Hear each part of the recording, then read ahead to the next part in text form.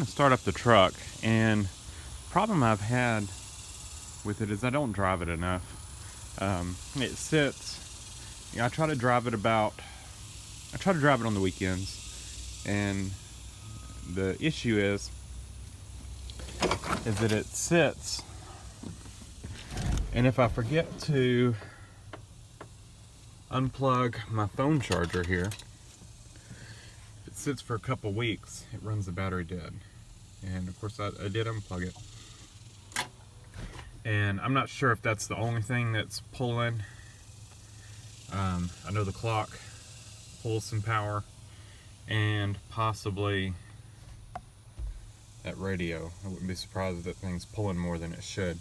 But if it sits for over 2 weeks, it will not start. So the other problem this thing has is the quadrajet leaks down on it. And so when it's been sitting, it takes a long time to get the gas pumped up for it to start. So it's quite a bit of cranking. So I've had this solar charger, so I plugged it in, and the truck's been sitting for 2 weeks now. I was on vacation for a week, and when I got back I didn't have time to drive it, and then I had a week of work, and so now it's been sitting 2 weeks. So we're going to see if it'll start. We'll see how fast it cranks over. Before I cranked it up this time, the battery was dead. Or before I cranked it up the last time, the battery was dead. And this battery could be getting weak as well. It's year and a half old, so it shouldn't be, but it could be. So we'll see if this thing has done its job on keeping this battery up. And we should be able to tell by how fast it cranks over. If it cranks over fast, we'll know that thing's doing a good job keeping this battery topped off.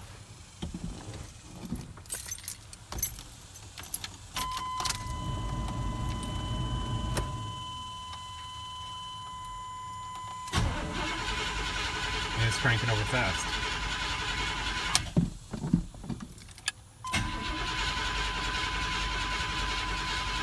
I need to pull this carburetor off and try to fix the well plugs on keep them from leaking down.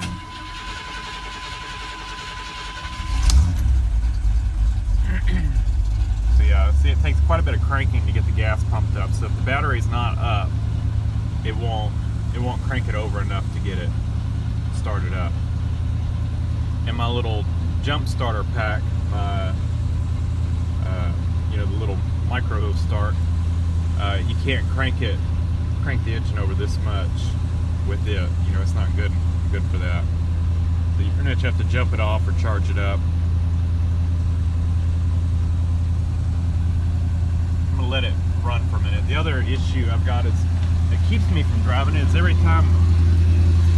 almost every time I drive it, I have to put transmission fluid in it. I need to pull the transmission out and swap the pump out because the pump leaks down so bad, or leaks back so bad, and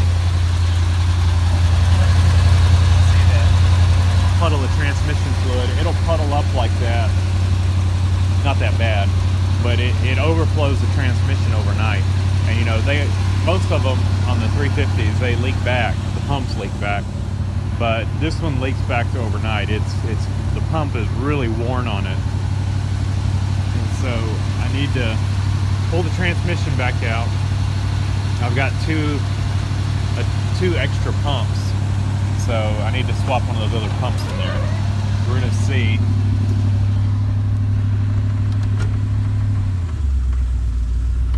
We got a good engagement in gear, so I think that was slow in reverse. I think we're low on fluid. Yeah, it's a little low. So let me pop the hood and we'll put a little fluid in it.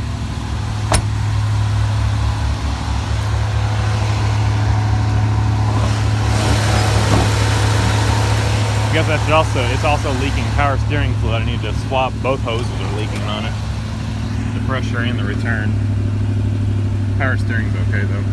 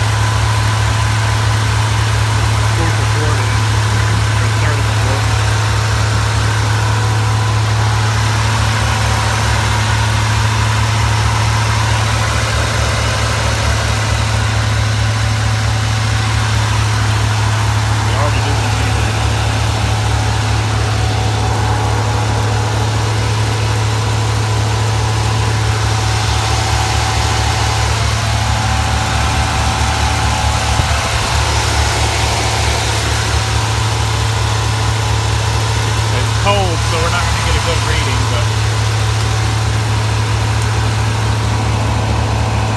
you can see we're not even touching on the dipstick.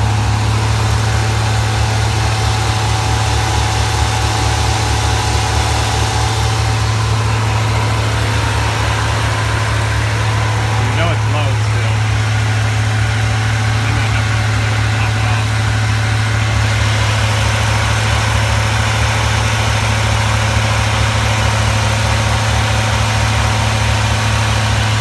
We don't want to fill it right now because, like I said, it's cold.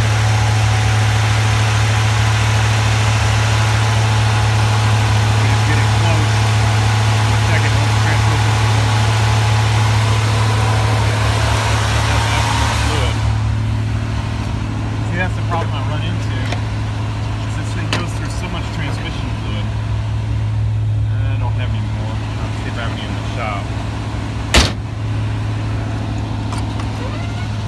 And I just haven't had the time to pull it back out.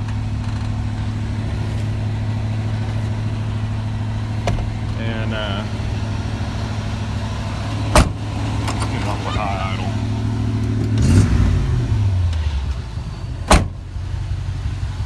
Just haven't had the time to pull the transmission back out. And now that the Suburban's done, you know, maybe I'll take some time to do it. But I would love to LS swap this thing.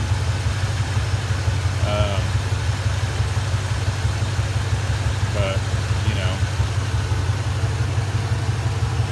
probably never have time to do it. So let me add some more fluid to it. So we got the transmission fluid topped off. Let's take it for a little drive. I've got to run an errand, so I figured I'd take the truck. That's what I try to do on the weekends. It's the problem with driving it in the week is it gets like 10 miles per gallon.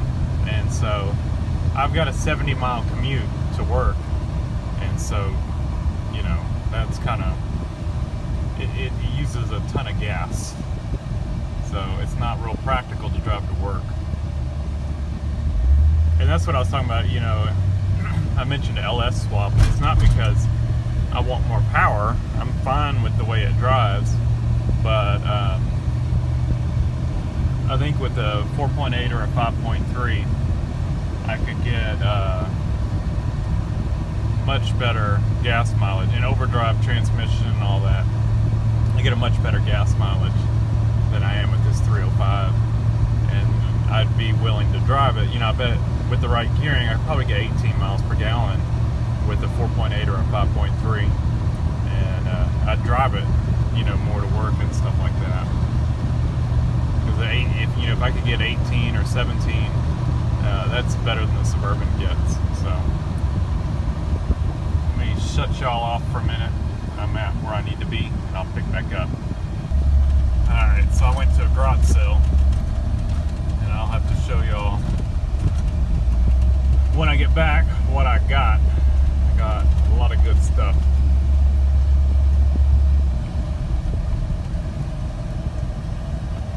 But yeah, the truck runs great. I need to drive it more. I drive it enough to keep it from, you know, gas from going bad and stuff like that. But I really can't drive it enough to keep that transmission from leaking back, because if you go drive it and then the next morning go check the transmission fluid, it's way up on the stick. You know, the converter's already leaked back. You know, it leaks back within a few hours of sitting. It just doesn't hold. The pump doesn't hold at all, and so the converter, the fluid drains out of the converter, goes back into the pan and overfills the pan. And I've, you know, replaced every seal on it, and I've replaced every seal on it again. You cannot keep it from seeping fluid, and so when it sits, you know, it starts dripping, and of course it's overfilled a crazy amount, and the more it sits, of course, the more it drains off, or the more it leaks out. I can't keep fluid in it. So we're gonna have to pull the transmission out at some point. I'll put another pump in it, and I used the pump that was originally on the transmission that was in this truck, figuring that was probably the best one, and didn't even think about the fact that when I was troubleshooting the transmission, the original issues with this transmission, I pulled the accumulator cover off after it had just been running a few hours prior, and oil started pouring out the accumulator cover, and it shouldn't have done that. And you know, that if I would have thought about it now, thinking back, you know, I realized that, you know, the converter had leaked back, and that pump was just, you know, no good. And so I shouldn't have used that pump. I should have used one of the other ones. I've got two other pumps for a 350, and I should have used one of those instead of the original one that was to the truck. But I thought I was using the better one, so that's how it goes sometimes. So thanks for watching. Leave a comment down below, hit the like button, and subscribe for more.